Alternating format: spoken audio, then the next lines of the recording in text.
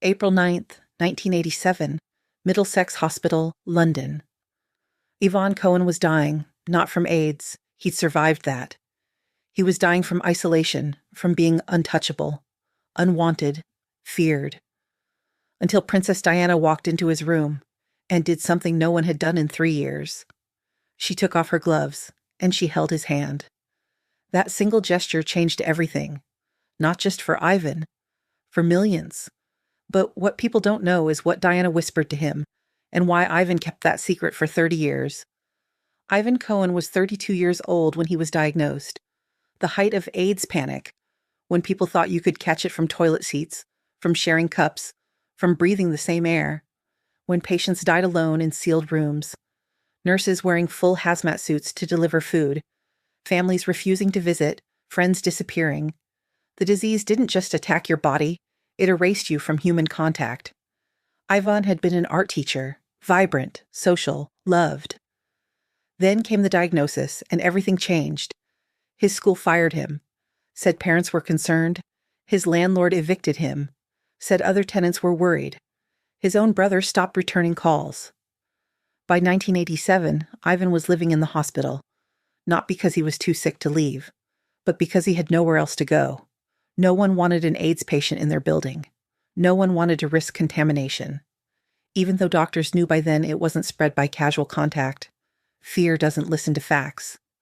The new AIDS ward at Middlesex Hospital was opening, Britain's first dedicated unit for HIV/AIDS patients. The hospital needed publicity, needed to reduce stigma, so they invited Princess Diana for the opening ceremony. Everyone assumed she'd tour the facility from a safe distance, wear gloves, avoid direct contact, make a brief statement. That's what public figures did. That's what was expected. Yvonne was in room 14, too weak to attend the ceremony. He'd been fighting pneumonia for weeks. His body was skeletal, his face covered in lesions. He looked like the monster the tabloids said he was. He could hear the commotion in the hallway. The princess was touring the ward, meeting patients who were well enough to sit in the day room, photographers documenting the historic visit. Ivan didn't expect her to come to his room. Why would she? He wasn't presentable, wasn't photo-ready. He was the reality of AIDS that people didn't want to see. But then his door opened, and there she was. Princess Diana, alone, no photographers, just her and a single doctor. Yvonne tried to sit up, tried to make himself presentable. "Please don't," Diana said softly. "Stay comfortable." She pulled a chair close to his bed, and Yvonne noticed something that made his heart race. She wasn't wearing gloves. Every medical professional who entered his room wore gloves, even the ones who knew it wasn't necessary, even the sympathetic ones who felt bad about the precautions. They wore gloves because it was policy, because it looked responsible, because it protected them from liability, if nothing else. But Diana's hands were bare. "I'm Diana," she said, as if he didn't know, as if she was just another visitor, just another person. "I know," Ivan managed. His voice was weak, raspy. "May I?" Diana gestured toward his hand. Yvonne stared at her, not understanding. She reached out and took his hand in both of hers, skin to skin. No barrier, no hesitation. Yvonne started crying. He couldn't help it, couldn't stop it. For 3 years, no one had touched him. Not without gloves, not without fear, not like he was human, like he was worth touching. And here was Princess Diana, the most photographed woman in the world, holding his hand like it was the most natural thing, like he wasn't contaminated, wasn't dangerous, like he was just a person who needed comfort. "I'm sorry," Yvonne whispered. "I'm sorry, I just—" "Don't apologize," Diana said firmly. "Don't you dare apologize." She squeezed his hand tighter. "They've made you feel like you're not worth touching, like you're something to be feared and avoided. That's wrong. That's cruel. And I'm so sorry." Yvonne couldn't speak, could barely breathe. This woman, this princess, was apologizing to him for how society had treated him, for 3 years of isolation and rejection. "You're not alone," Diana continued. "I know it feels that way. I know they've made you feel that way. But you're not. You're a person. You matter. You deserve kindness." They sat in silence for several minutes, Diana holding his hand, Ivan crying quietly. No photographers, no cameras, No one to witness, just two people. Human contact. Simple kindness. Finally, Diana spoke again. Can I tell you something? Something I shouldn't tell you? Yvonne nodded. They told me not to touch patients without gloves. My security, my staff, even some of the hospital administration. They said it would send the wrong message, that people would think it was safe to have unprotected contact, that I was being irresponsible. She smiled sadly. But that's exactly the message I want to send. It is safe. You're not dangerous. And someone needs to show people that. Someone they'll listen to. Someone they'll believe. Yvonne understood then what she was doing. Why she'd come alone. Why no photographers? This wasn't a photo opportunity. This was preparation.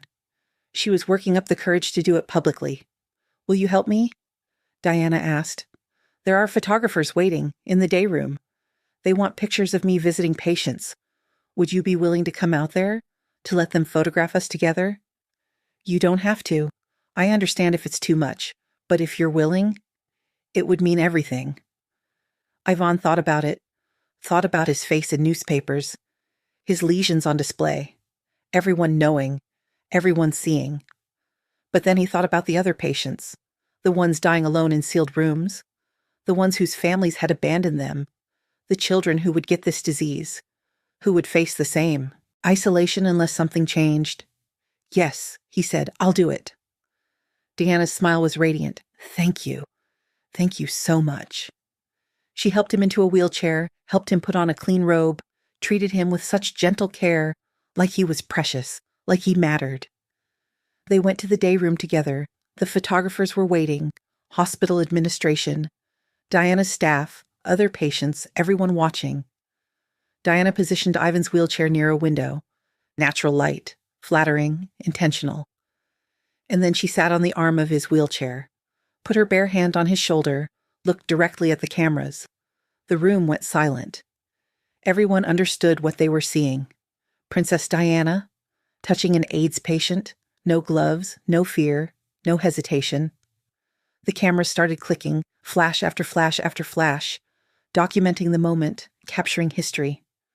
Diana leaned down and whispered in Ivan's ear, something the cameras couldn't hear, something just for him. You're so brave, braver than me. Thank you for doing this. Thank you for helping me. This is going to change things. I promise you. People will see these pictures, and they'll see that there's nothing to fear, that you're just a person who deserves kindness. You're saving lives right now. Do you know that? By being here, by letting them see, you're saving people who haven't even been diagnosed yet. Yvonne felt something he hadn't felt in 3 years. Pride, purpose, hope. He wasn't just dying anymore. He was fighting. He was making a difference. Even from a wheelchair, even with lesions on his face, even as weak as he was. He mattered. His suffering had meaning.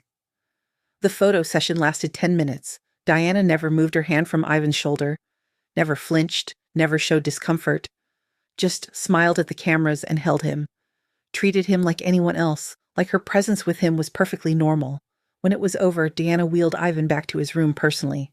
What happens now? Ivan asked. Now those photos go everywhere, Diana said.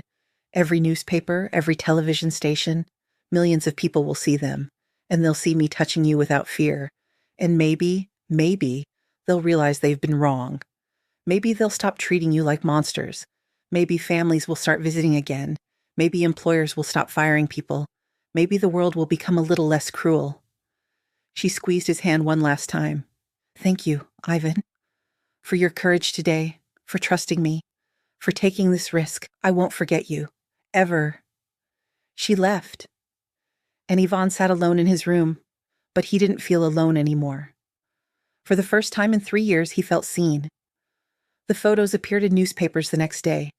Diana sitting with Yvonne, her hand on his shoulder, both of them smiling at the camera. The headline, as Diana touches AIDS patient without gloves. The reaction was explosive. Some praised her courage, her compassion, called her a saint, a revolutionary, a hero.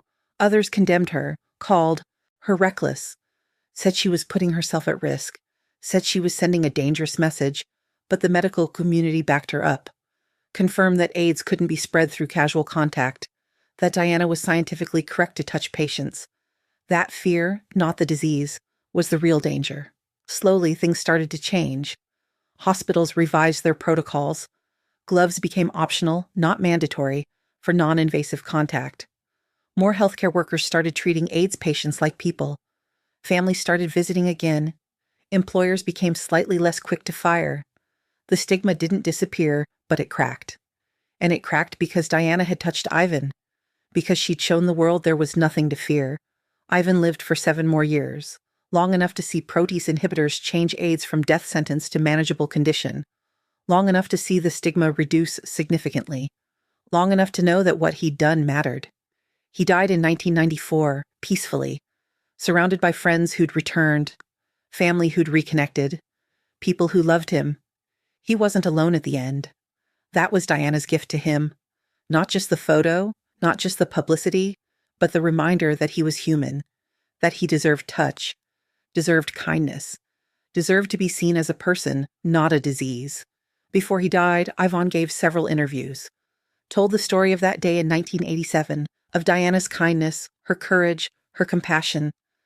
But there was one thing he never shared publicly, the thing Diana whispered to him after the photos, when she wheeled him back to his room, when they were alone again. "I'm terrified," she'd said quietly. "Absolutely terrified. My hands are shaking. Not because I'm afraid of you or of AIDS, but because I know what this means. What those photos mean. How they'll be used. Some people will hate me for this. Will say I'm being political, being manipulative, using you for publicity. But Yvonne, I need you to know something. This isn't about publicity. This isn't about my image. This is about every person who's dying alone right now. Every person who's being treated like they're not human. If I can change that, even a little, then it's worth every criticism, every attack. You gave me the courage to do this, to take off the gloves, to touch you, to show the world that compassion isn't dangerous. Thank you for that. Thank you for trusting me. Thank you for being brave when I was scared." Yvonne kept that confession private for years. Didn't want people to know Diana had been afraid. Thought it might diminish what she'd done. But after she died in 1997, he reconsidered. Realized that her fear made it more meaningful, not less. She'd been terrified. And she'd done it anyway. That was real courage. Not the absence of fear, but acting despite it. In a 2017 interview, 30 years after that day, Yvonne finally shared the full story. "People think Diana was fearless," he said, "that she just naturally knew what to do. That compassion came easily, to her. But she was scared. She told me so. She was terrified of getting it wrong, of making things worse, of being attacked. But she did it anyway. She took off those gloves. She held my hand. She sat with me. She showed the world that people with AIDS deserved to be touched, deserved kindness. And she did it even though she was scared. That's what made her special. Not that she was perfect, but that she was human. And she tried anyway." The interviewer asked him what that day meant to him. Yvonne paused, thought carefully. "It gave me my humanity back," he said finally. "For 3 years, I'd been treated like a biohazard, like something toxic that needed to be contained. Even people who were kind kept their distance. Even people who said supportive things wore gloves. And I started to believe it. Started to feel like maybe I was toxic. Maybe I didn't deserve to be touched. Maybe the isolation was what I'd earned. Then Diana walked in, and she held my hand. No gloves, no fear, just kindness. And I remembered that I was human, that I deserved kindness, deserved touch, deserved to be treated like a person. She gave that back to me, and she gave it to millions of others too. Every AIDS patient who was visited after that, every family that reconnected with their sick child, every employer who decided not to fire someone, every friend who chose compassion over fear. All of it traces back to that moment, to Diana taking off her gloves, to her choosing courage over fear, to her seeing me as human. That's her legacy, not the photos. The reminder that everyone deserves kindness, that everyone deserves to be touched, that everyone deserves to be seen as human, no matter what they're suffering from, no matter how scary it seems. Everyone deserves compassion. Ivan Cohen died 2 years after that interview. He was 67. He'd outlived AIDS by decades, saw it transform from death sentence to manageable condition, saw stigma reduce from terror to discomfort to acceptance, saw the world change in ways he never imagined possible, and he knew he'd played a part in that change, by being brave enough to let Diana photograph him, by trusting her when she asked for help, by believing that his suffering could have meaning. At his funeral, they displayed the famous photo, Diana sitting with Ivan, her hand on his shoulder, both of them smiling despite everything, a moment of pure human connection, a reminder that kindness matters, that compassion changes things, that one person choosing courage can shift the world. Diana never forgot Ivan either. For the rest of her life, she worked with AIDS charities, visited hospitals, held hands without gloves, used her platform to reduce stigma. She'd reference that day at Middlesex Hospital, call it one of the most important things she'd ever done, and she'd always mention Ivan by name, made sure people knew he wasn't just a photo opportunity, he was a person. He had a name. He mattered. Years later, Prince William and Prince Harry continued her work. Both became patrons of AIDS charities. Both referenced their mother's courage in touching patients. Both tried to carry forward her legacy of compassion. She taught us to see people, not diseases. William said in 2017, to choose kindness over fear, to use whatever privilege we have to help others. That day at Middlesex Hospital, with Ivan, that was her showing us what courage looks like. Not being fearless, but being scared and doing it anyway. Choosing compassion even when it costs something. That's what she gave us. That's what she gave the world. The famous photograph hangs in the National Portrait Gallery now. A piece of history, a moment that changed attitudes. Princess Diana and Ivan Cohen. Two people choosing courage, choosing kindness, choosing each other's humanity. One holding the hand of someone society said was untouchable. The other trusting someone with privilege to see his humanity. Together they cracked the stigma. Together they reminded the world what compassion looks like. It looks like taking off your gloves. It looks like holding someone's hand. It looks like choosing courage over fear. And it looks like two people, princess and patient, reminding each other that everyone deserves kindness, that everyone deserves to be touched, that everyone deserves to be seen as human, no matter what.